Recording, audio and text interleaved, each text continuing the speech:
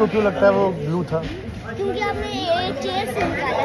Chair से नहीं निकाला था। अरे पहले मैं चेयर पे चिपका रहा था, फिर मेरे को लगा आप ही को लगा देता हूँ।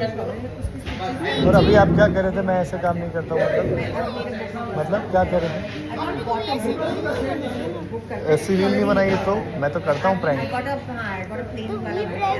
नहीं प्रैंक, सॉरी प्रैंक नहीं। मैं तो रियलिटी बताता हूँ।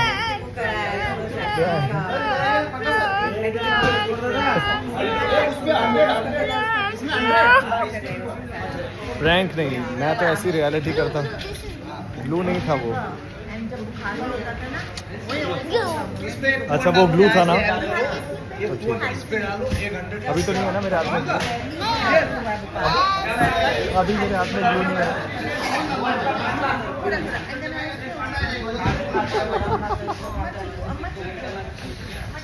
बाय से बाय।